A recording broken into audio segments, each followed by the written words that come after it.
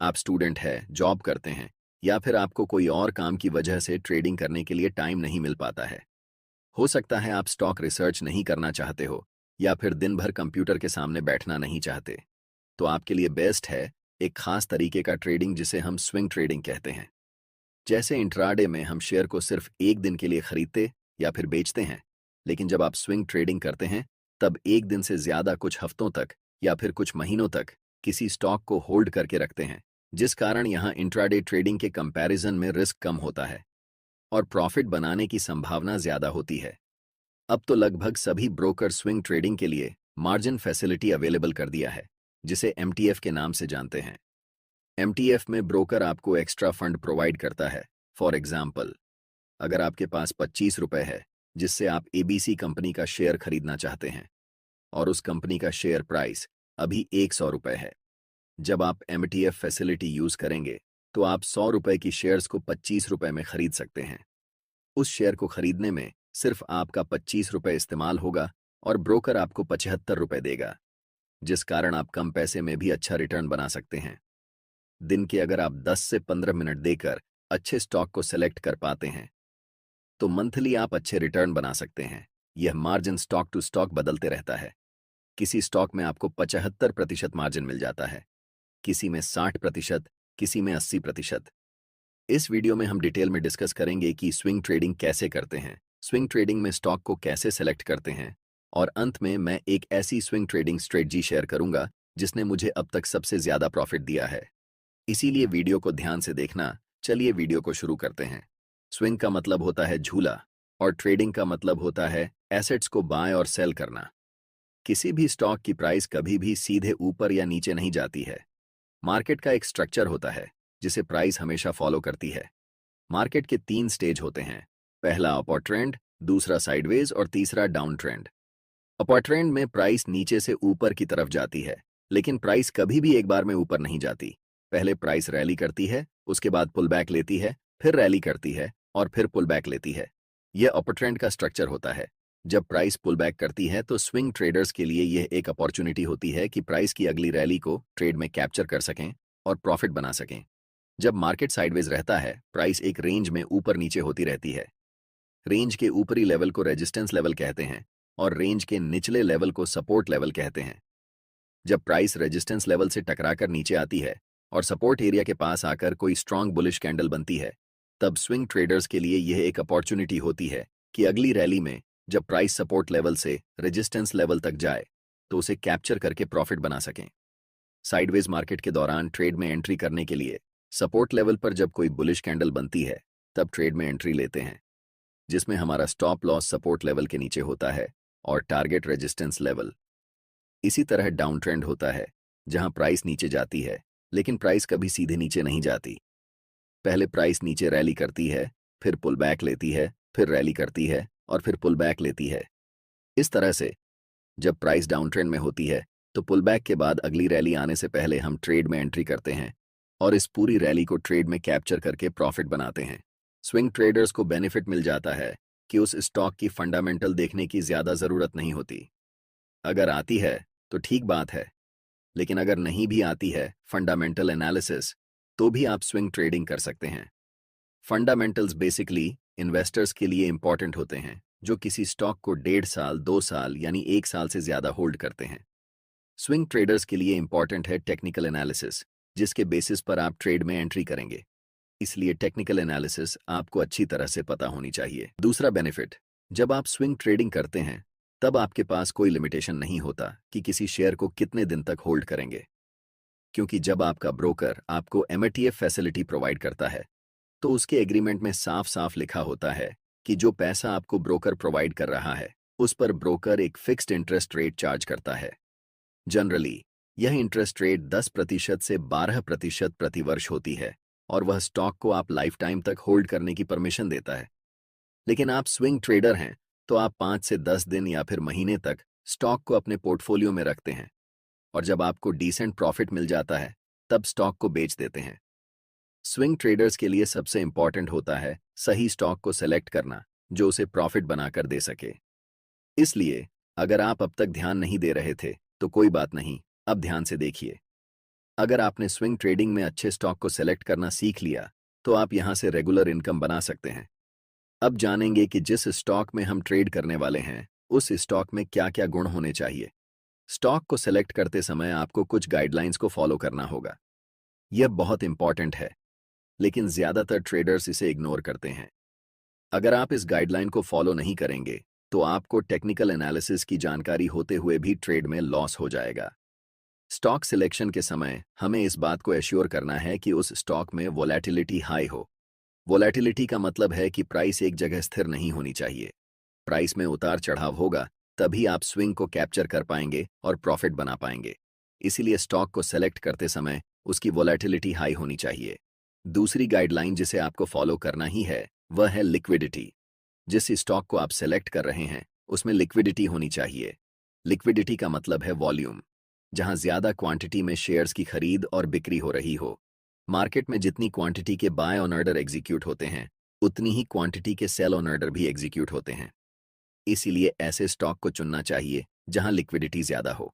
इन दोनों गाइडलाइंस को फॉलो करके स्टॉक को सेलेक्ट करना आपके लिए मुश्किल हो सकता है। अगर आप इतना रिसर्च नहीं करना चाहते, तो आपके लिए सलाह है कि आप लार्ज कैप और मिड कैप के स्टॉक्स को ही सेलेक्ट करें। स्मॉल कैप के स्टॉक्स को सेलेक्ट करना आपके लिए लॉस का सौदा हो सकता है, क्योंकि छोटे स्टॉक्स को ऑपरेटर द्वारा आसानी से मैनिपुलेट किया जा सकता है, जिससे ऐसे स्टॉक्स में टेक्निकल एनालिसिस अच्छे से काम नहीं करता है। दूसरा, छोटे स्टॉक्स में लिक्विडिटी का इशू हो सकता है, इसलिए भी इन्हें अवॉइड करना चाहिए। अब बात करते हैं स्ट्रेटजी स्टॉक सिलेक्शन की। वैसे तो स्विंग ट्रेडिंग के लिए मार्केट में बहुत सारी स्ट्रेटजीज हैं, लेकिन हम यहाँ उसी की बात करेंगे जिसे मैं खुद यूज करता हूँ। हम आपको एक ऐसा मैजिक सेटअप बताएंगे जिसे यूज करके आप हाई रिस्क रिवॉर्ड रिटर्न वाले ट्रेड में एंट्री लेकर बड़े प्रॉफिट बना सकते हैं। ये स्ट्रैटेजी मैं खुद भी यूज करता हूँ और ये मेरे लिए बहुत अच्छा काम करती है। लेकिन उससे पहले हमें वॉल्यूम को जानना होगा कि वॉल्यूम क्या है। वॉल्यूम एक पार्टिकुलर टाइम में कितने बाय ऑर्डर और कितने सेल ऑर्डर एग्जीक्यूट हुए, ये बताता है। मतलब अगर हम वनडे टाइम फ्रेम में चार्ट को लगाते हैं, तो हर एक कैंडल हमें पूरे दिन में मार्केट कहाँ से शुरू हुई, कहाँ बंद हुई, कितना ऊपर तक गया और कितना नीचे तक गया, ये सारा इंफॉर्मेशन बताती है। उस कैंडल के नीचे चार्ट के बेस पर हमें वॉल्यूम दिखता है, जो बताता है कि उस दिन कितनी क्वांटिटी में उस स्टॉक के बाय और सेल ऑर्डर एग्जीक्यूट हुए। आपको पता है कि मार्केट में बाय और सेल एग्जीक्यूटेड ऑर्डर्स बराबर होते हैं। फॉर एग्जाम्पल, अगर इस दिन एक 120 क्वांटिटी में बाय ऑर्डर लगे, लेकिन सिर्फ 100 क्वांटिटी में सेल ऑर्डर लगे, तो इस सिचुएशन में 100 क्वांटिटी ही एग्जीक्यूट होंगी, बाकी बचे बायर्स की 20 क्वांटिटी बची रह जाएगी। यहाँ पर बायर्स की 100 क्वांटिटी और सेलर्स की 100 क्वांटिटी का मतलब है कि इस दिन टोटल वॉल्यूम 100 होगी। जब कभी भी चार्ट्स पर हमें ज्यादा वॉल्यूम दिखे, यानी कि वॉल्यूम बार की हाइट नॉर्मल वॉल्यूम बार से थोड़ी ज्यादा हो, इसका मतलब होता है कि उस स्टॉक में उस पार्टिकुलर टाइम में ज्यादा बाय और सेल ऑर्डर्स एग्जीक्यूट हुए हैं। लेकिन नॉर्मल ट्रेड की तरह हमें सिर्फ हाई वॉल्यूम पर ट्रेड एंट्री नहीं लेनी है। हम बहुत सारे कंफर्मेशन देखेंगे ट्रेड लेने से पहले, जिससे हमारी ट्रेड की एक्यूरेसी 70 से 80% होगी। ट्रेड लेते समय हमें ऐसे स्टॉक को ढूंढना है जहां पर प्राइस स्ट्रॉन्ग अपर ट्रेंड में चल रहा हो। यह हम कैसे ढूंढेंगे, यह भी जान लेते हैं। हमें गूगल पर सर्च करना है 52 हफ्ते हाई स्टॉक्स, तो हमें मनी कंट्रोल की वेबसाइट दिखेगी जिसे ओपन करना है। यहाँ पर आपको सारे स्टॉक्स के नाम दिख जाएंगे जो 52 हफ्ते की हाई पर चल रहे होंगे। इन सभी को आप अपने ट्रेडिंग व्यू या जिस ब्रोकर में ट्रेड करते हैं, वहां पर विश लिस्ट में ऐड कर लेना है। चलिए जानते हैं ट्रेड में एंट्री के लिए हम कौन कौन सी चीज चार्ट्स पर देखेंगे। नंबर 1, उस स्टॉक की प्राइस स्ट्रॉन्ग अप ट्रेंड में हो। स्ट्रॉन्ग अप ट्रेंड मतलब हायर हाई बनाते हुए ऊपर की ओर जा रही हो। नंबर 2, उस चार्ट पर कंटीन्यूअस पैटर्न होना चाहिए। कंटीन्यूअस पैटर्न में असेंडिंग ट्रायंगल या फ्लैग एंड पोल होना चाहिए। बहुत सारे ट्रेडर्स चार्ट पैटर्न्स को रैंडमली ट्रेड करते हैं और लॉस कर लेते हैं, लेकिन उन्हें यह नहीं पता होता कि किस चार्ट पैटर्न को किस सिचुएशन में ट्रेड करेंगे। तीसरा मोस्ट इंपॉर्टेंट पॉइंट, जब प्राइस ब्रेकआउट कैंडल की हाई को तोड़ेगी, तभी हम ट्रेड में एंट्री लेंगे। और नंबर 4, ब्रेकआउट वॉल्यूम बार के पहले की वॉल्यूम डिसेंडिंग ऑर्डर में हो, मतलब पहले बड़ी बार, उसके बाद धीरे धीरे बार की साइज छोटी हो रही हो, और अचानक से ब्रेकआउट कैंडल की वॉल्यूम बार प्रीवियस वॉल्यूम बार से ज्यादा बड़ी हो, तभी हम ट्रेड में एंट्री करेंगे। एग्जिट के फिर दो तरीके होंगे। हम अपना स्टॉप लॉस ब्रेकआउट कैंडल के लो के नीचे रखेंगे, और अगर स्विंग लो थोड़ा नज़दीक है तो हम अपना स्टॉप लॉस स्विंग लो के पास रखेंगे। टारगेट के लिए डिफरेंट मेथड्स यूज कर सकते हैं। या तो हम एक फिक्स्ड रिस्क रिवॉर्ड लेकर मार्केट से निकलेंगे, जिसमें एक है 3 मिनिमम रिस्क रिवॉर्ड होना चाहिए अगर आप फिक्स्ड रिस्क रिवॉर्ड के हिसाब से ट्रेड से एग्जिट लेते हैं। और दूसरा तरीका एग्जिट लेने का ये है कि आप 9 ईएमआई को चार्ट पर लगाएंगे और ट्रेड को तब तक राइड करेंगे जब तक कैंडल 9 ईएमआई के नीचे क्लोज नहीं हो जाती। ज्यादातर केस में मैं 9 ईएमआई को फॉलो करता हूं ट्रेड को एग्जिट करने के लिए, क्योंकि स्विंग ट्रेडिंग में जब प्राइस एक बार बढ़ना शुरू होती है तो बहुत दिनों तक अप ट्रेंड चलती है, जिससे हमें बड़े प्रॉफिट कैप्चर करने का मौका मिलता है। चलिए अब इसे एग्जाम्पल की मदद से समझते हैं। स्क्रीन पर दिख रहा चार्ट 1 डे टाइम फ्रेम में आईआरएफईसी का है, जो पहले से अपर ट्रेंड में है। ध्यान से देखिए, जब प्राइस बढ़ रही थी तब वॉल्यूम भी बढ़ रही थी, जिसका मतलब होता है कि यह अपर ट्रेंड रियल और स्ट्रॉन्ग अपर ट्रेंड है। पहले अपर ट्रेंड को हम कभी भी प्रिडिक्ट नहीं कर सकते, लेकिन नेक्स्ट अपर ट्रेंड को हम प्रिडिक्ट कर सकते हैं, और हम इसी नेक्स्ट अपर ट्रेंड को ट्रेड करने वाले हैं। जब प्राइस ऊपर जा रही थी तब बड़े बड़े ग्रीन कैंडल्स बनाते हुए ऊपर जा रही थीं, लेकिन जब प्राइस नीचे आ रही है तब छोटे छोटे स्मॉल रेड कैंडल्स बनाते हुए नीचे आ रही है। साथ ही साथ अगर हम वॉल्यूम पर नजर डालें तो वॉल्यूम बार की साइज धीरे धीरे छोटी होती जा रही है। वॉल्यूम ड्रायर एक स्ट्रॉन्ग कंफर्मेशन है कि डाउन ट्रेंड वीक है, यानी कि डाउन ट्रेंड लंबे समय तक नहीं रहने वाला है। यहाँ चार्ट पर हम एक ट्रेंड लाइन को ड्रॉ कर सकते हैं। मैंने कहा था कि हमें एक कंटिन्यूअस पैटर्न चाहिए, और यह एक कंटिन्यूअस पैटर्न है। जब भी प्राइस इस ट्रेंड लाइन को ब्रेकआउट करेगी और उस समय हमें वॉल्यूम नॉर्मल वॉल्यूम से ज्यादा दिखाई देगी, जो कि इस केस में हमें दिख रही है। वॉल्यूम यहाँ पर भी है, यहाँ पर भी है और यहाँ पर भी है, लेकिन इस वॉल्यूम ने ट्रेंड लाइन को ब्रेकआउट नहीं किया है। जब भी कोई कैंडल ट्रेंड लाइन को बड़े वॉल्यूम के साथ ब्रेकआउट करती है और नेक्स्ट कैंडल ब्रेकआउट कैंडल की हाई को ब्रेक करती है, तब हम यहाँ मार्केट में एंट्री ले सकते हैं, जिसमें हमारा स्टॉप लॉस इस ब्रेकआउट कैंडल के लो के पास होगा, और टारगेट के लिए हम 1 से 3 या फिर 7 से 9 ईएमआई का यूज कर सकते हैं। नेक्स्ट टाइम इसी चार्ट पर इस रैली के बाद प्राइस धीरे धीरे नीचे की तरफ आ रही है, कंसोलिडेट होते हुए, और प्राइस के साथ वॉल्यूम भी ड्राई हो रहा है। इसके लिए हम यहाँ पर भी एक ट्रेंड लाइन ड्रॉ करेंगे।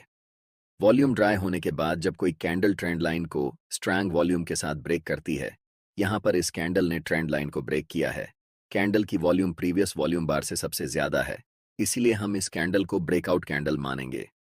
और जब भी प्राइस इस कैंडल की हाई को ब्रेक करेगी, हम यहाँ पर एंट्री लेंगे, जिसमें हमारा स्टॉप लॉस इस ब्रेकआउट कैंडल के लो के पास होगा, और एग्जिट हम या तो 1 से 3 के रिस्क रिवॉर्ड पर करेंगे, या फिर जब तक प्राइस 9 ईएमआई के नीचे क्लोज नहीं हो जाती तब तक हम ट्रेड को राइड करेंगे। इसी सिचुएशन में अगर आप देखेंगे तो अप ट्रेंड के दौरान प्राइस हाई बनाते हुए जा रही थी, और जब प्राइस ऊपर जा रही थी तब वॉल्यूम भी बढ़ रही थी, जो कंफर्म करता है कि अप ट्रेंड स्ट्रॉन्ग था। इस वीडियो में हमने सीखा कि वॉल्यूम और प्राइस एक्शन का यूज करके हम कैसे बड़े प्रॉफिटेबल ट्रेड सेटअप्स ढूंढ सकते हैं और कैसे उन्हें ट्रेड कर सकते हैं।